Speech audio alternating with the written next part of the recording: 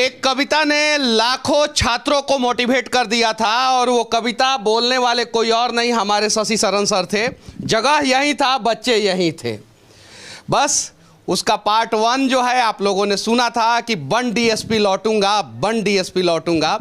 अब वो लड़का जो है कविता सुनने के बाद डीएसपी बन गया है और उसकी कहानी जो है शशि शरण सर फिर कविता के माध्यम से इन्हीं बच्चों के बीच में हम लोगों को सुनाने वाले हैं।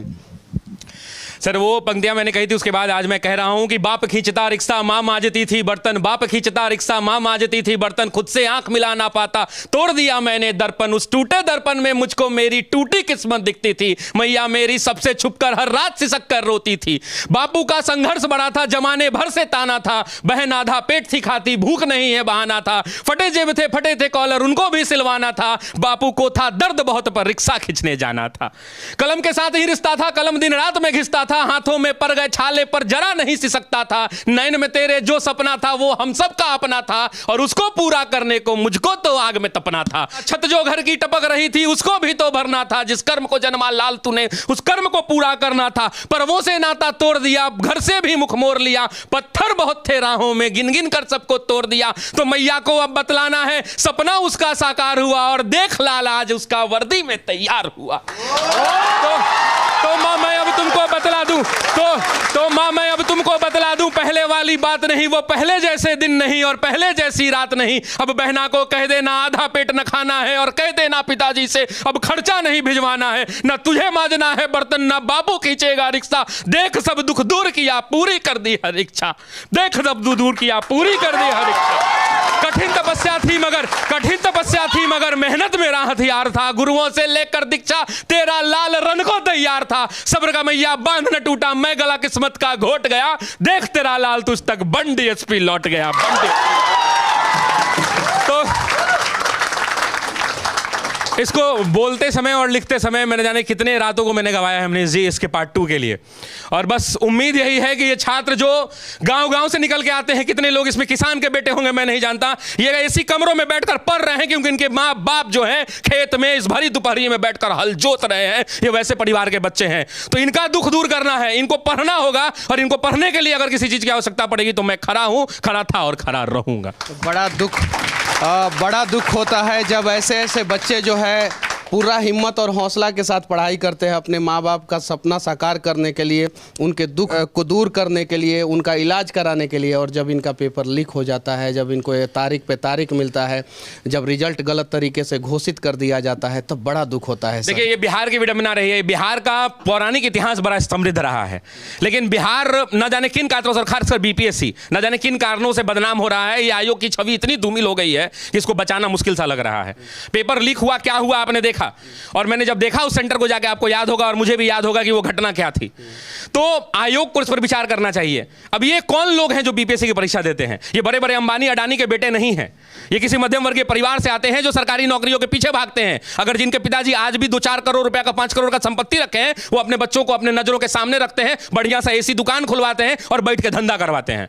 ये सरकारी नौकरी के पीछे इन बच्चों को भी सबसे ज्यादा उम्मीद शिक्षकों से होता है और पत्रकार में मेरे से होता है। हर जगह बुलाते हैं, हम लोग नहीं पहुंच पाते हैं, हमारी भी कुछ मजबूरियां होती है। ये सवाल क्या है कि अब इन्हीं व्यवस्थाओं से लड़ना है और इन्हीं व्यवस्थाओं से लड़ना है। यही लोग जब अधिकारी बन जाते हैं तो अपने कर्तव्यों को क्यों भूल जाते हैं? सर ये कड़वा सवाल है। डीएसपी या आईएएस आईपीएस कौन बनता है? ज्यादातर मध्यम वर्गीय परिवार के बच्चे बनते हैं कि नहीं बनते? ईमानदारी से दिल पे हाथ रख के बोलिएगा लोग। और जैसे आप लोग टॉपर होते हैं उसी समय से जो है करप्शन शुरू हो जाता है। उसके बाद से क्या होता है, अलग अलग इंस्टीट्यूशन में जो है आप लोग जो है पैसे ले लेके फोटो छपवाना शुरू कर देते हैं। सही है कि नहीं है? एक टॉपर का जो है 100 इंस्टीट्यूट छापता है कि हमारे यहाँ से इकोनॉमी पढ़ा है, ये पढ़ा है, वो कैसे? इन समस्याओं का समाधान कौन करेगा? मैं बता रहा हूं, कौन करेगा? तो आप लोग कसम खा रहे हैं कि आप लोग जिस दिन मतलब कि वर्दी में आएंगे उस दिन वर्दी का सम्मान बचाएंगे, कसम खाते हैं?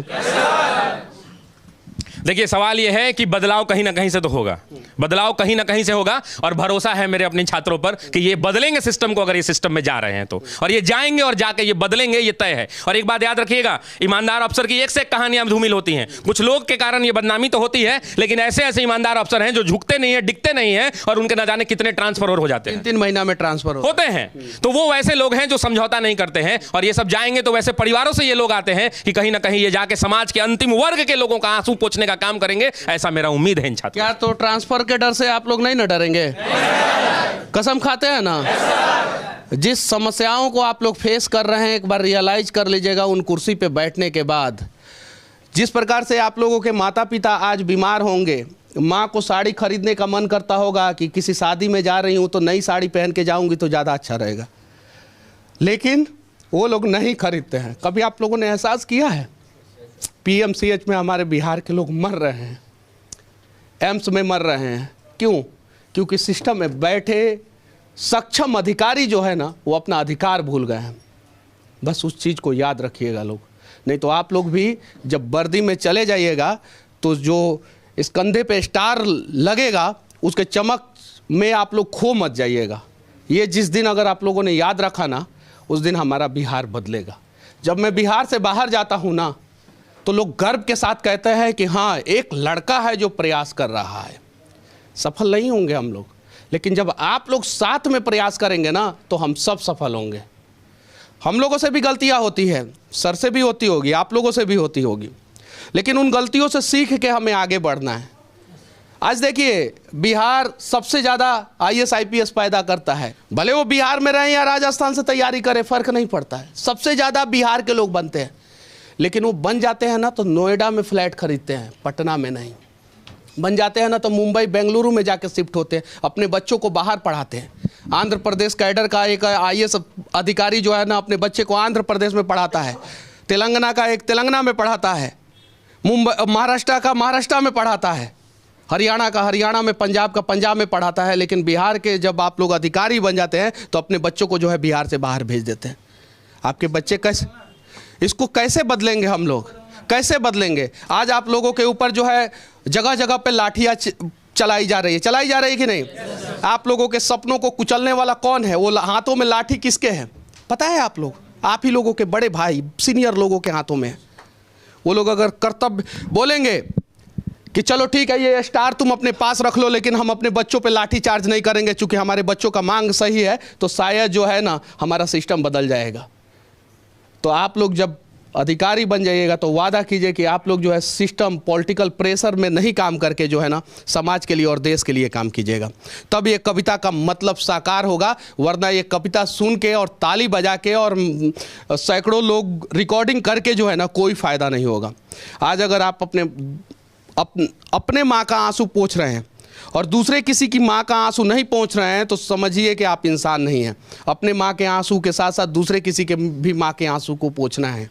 देखिए मनीष जी, बिहार की रौनक को और बिहार के गौरवशाली इतिहास को लौटाने के लिए बिहारी अस्मिता को जगाना होगा। बुरी लग सकती है ये बात बहुत लोगों को, बहुत सारे लोग गालियां भी मुझे दे सकते हैं, लेकिन बिहार के लोगों को अपनी बिहारी अस्मिता को जगाना होगा। जिस दिन बिहार का बिहारी अस्मिता जग गया, उस दिन यहाँ का लाखों करोड़ों रुपया कोटा के जाके नगरी में नहीं पलटा जाएगा, दिल्ली के मुखर्जी नगर और करोल बाग में नहीं पलटा जाएगा, और बेंगलुरु और गुरुग्राम में बैठकर बड़ी बड़ी मल्टीनेशनल कंपनियां चलाने वाले लोग बिहार के पैसे से जिंदगी अपनी ऐश मौज की जिएंगे और वहां की तरक्की रुक जाएगी। अगर बिहार का आदमी बिहारी अस्मिता को जगा दे और बिहार का बच्चा अगर बिहार के शिक्षक से बिहार में बैठकर पढ़ने लगे, किसी की हैसियत नहीं कि बिहार को बदल सके, सब लोगों को वहां से बंद करके यहां लौट के आना पड़ेगा। यह हो सकता है कब? यह तब हो सकता है जब महाराष्ट्र की तरह लोग मराठी मानुस की जब बात कर देते हैं, तो बिहार के लोगों को अपनी अंदर में बिहारी अस्मिता जगाना होगा। जिस दिन यह बिहारी अस्मिता जग गया, उस दिन यह बिहार बदल जाएगा। हम कोटा से बड़ा शहर बसा सकते हैं, हम दिल्ली के मुखर्जी नगर से बड़ा शहर बिहार में बसा सकते हैं। बिहार यूपी के लोग वहां पढ़ने जाते हैं, हजारों करोड़ों रुपए का रेवेन्यू हम उनकी सरकार को देते हैं, जीएसटी के रूप में टैक्स देते हैं। बिहार के बच्चे, बिहार के पेरेंट्स बैठकर ऑनलाइन कंपनियों का पेमेंट करते हैं जो बेंगलोर और दिल्ली में बैठी हुई कंपनियों के अकाउंट में गिरता है, और वहां की सरकार को हजारों करोड़ों रुपए का रेवेन्यू देता है।